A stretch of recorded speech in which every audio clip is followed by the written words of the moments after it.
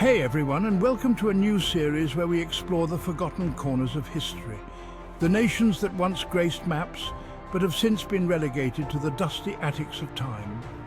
We're so used to the world as it is, to the neatly drawn borders and familiar names on the globe. But what about the countries that disappeared? The empires that crumbled? The republics swallowed by revolutions? The kingdoms lost to the shifting sands of history? Their stories, often marked by both triumph and tragedy, offer valuable insights into the forces that shape our world. So, buckle up as we journey through time, exploring the rise and fall of these vanished kingdoms and uncovering the legacies they left behind. Picture this: the aftermath of World War I, the Austro-Hungarian Empire, a patchwork of ethnicities and languages, lies in ruins. From this chaos, a new nation emerges, a union of southern Slavic peoples, Yugoslavia. This union, born from a desire for unity and independence, was always going to be a complex balancing act. 6 republics with their distinct cultures, languages and histories were bound together under one flag. For a while it seemed like this ambitious experiment might just work. Josip Broz Tito, Yugoslavia's charismatic leader, managed to hold the country together. But Tito's death in 1980 exposed the cracks beneath the surface. Nationalist sentiments, long suppressed, began to resurface. The late 1980s and early 1990s saw the rise of ethno-nationalism tearing at the fabric of Yugoslavia. Slovenia and Croatia declared independence in 1991, triggering a chain reaction. Bosnia and Herzegovina became a battleground in a brutal and complex conflict. The horrific siege of Sarajevo became a symbol of the human cost of Yugoslavia's disintegration. By 1992, Yugoslavia had fractured into several independent states. The legacy of Yugoslavia is a poignant reminder of the fragility of peace and the enduring power of national identity. Few empires have cast a shadow as long or as wide as the Ottoman Empire. For over 6 centuries, it stood as a dominant force, its reach extending across 3 continents, from the bustling cities of North Africa to the fertile plains of Eastern Europe and the ancient lands of the Middle East. Founded in the late 13th century, the Ottomans rose to prominence through military prowess and strategic brilliance, conquering Constantinople in 1453, an event that marked the end of the Byzantine Empire and sent shockwaves through Europe.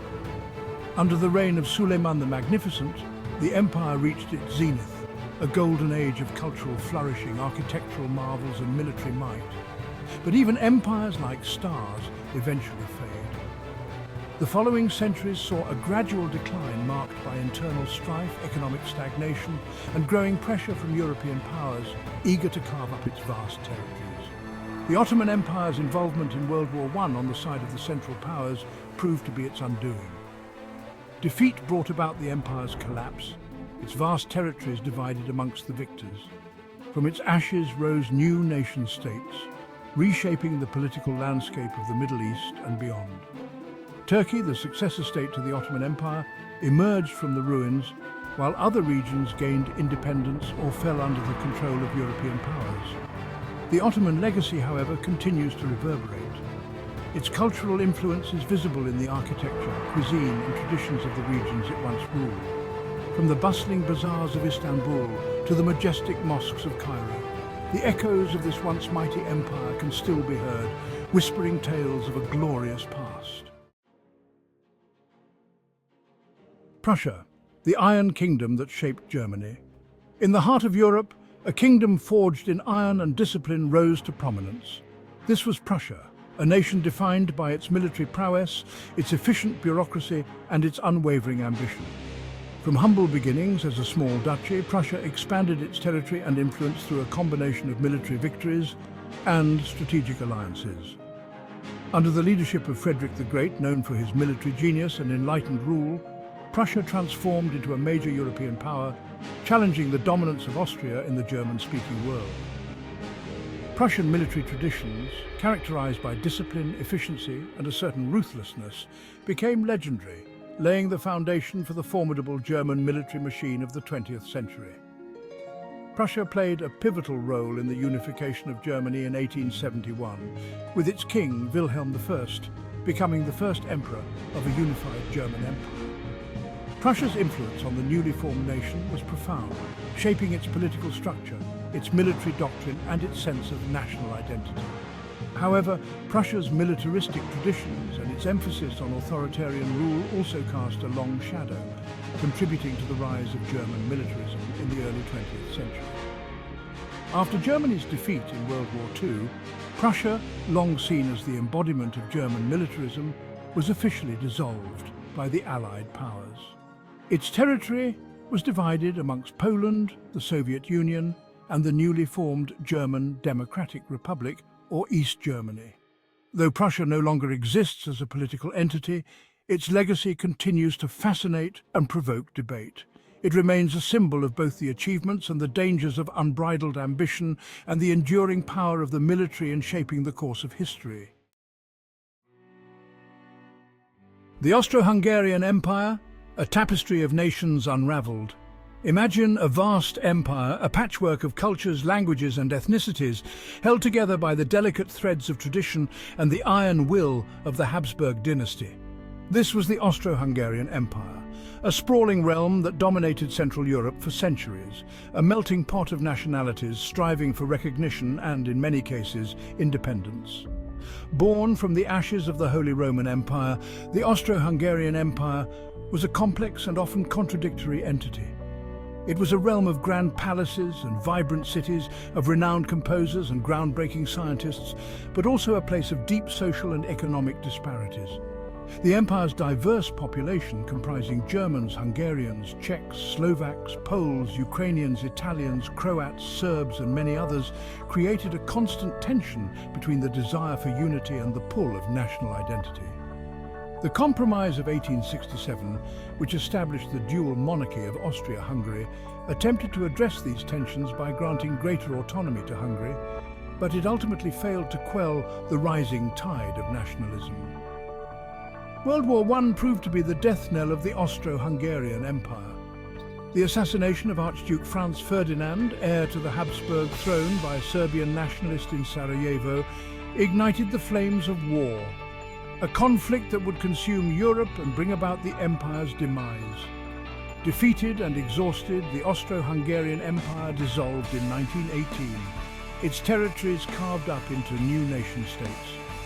Austria and Hungary emerged as independent republics, while other regions, such as Czechoslovakia and Yugoslavia, were created from the empire's fragmented remains. The collapse of the Austro-Hungarian Empire serves as a cautionary tale about the dangers of unmanaged diversity and the powerful forces of nationalism that can shatter even the most seemingly stable empires. The Soviet Union, a superpower's rise and fall. From the ashes of the Russian Empire, a new power emerged on the world stage. The Union of Soviet Socialist Republics, or the USSR, stretched from the Baltic Sea to the Pacific Ocean. Born from the flames of the Russian Revolution in 1917, the Soviet Union represented a radical departure from the past. Under Lenin and Stalin, the country rapidly industrialized, transforming into a global superpower. The Soviet Union played a pivotal role in defeating Nazi Germany in World War II, but at a tremendous cost. The post-war era saw the emergence of the Cold War, a period of geopolitical tension and ideological struggle. For decades, the world watched as these two superpowers engaged in a nuclear arms race and proxy wars. However, beneath the facade of strength, cracks were beginning to appear. Economic stagnation, political repression, and growing nationalism weakened the Soviet state. Mikhail Gorbachev's reforms, perestroika and glasnost, aimed to revitalize the system. However, these reforms hastened the Soviet Union's demise.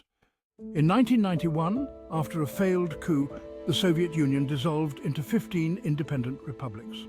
The collapse of the Soviet Union ended the Cold War, reshaping the global balance of power. The enduring echoes of vanished kingdoms. As we've seen, the map of the world is not a static thing. It's a testament to the ebb and flow of history, a canvas painted and repainted by the forces of politics, culture and conflict. The countries we've explored, though they may no longer exist, remind us that change is a constant in human affairs. Their stories, etched in the annals of time, offer valuable lessons about the complexities of nation building, the fragility of peace, and the enduring power of human resilience. So as you look at a map today, remember the ghosts of nations past, the echoes of their stories whispering through time. Which historical country's story resonated most with you? Let me know in the comments below, and maybe we'll explore it together in a future video.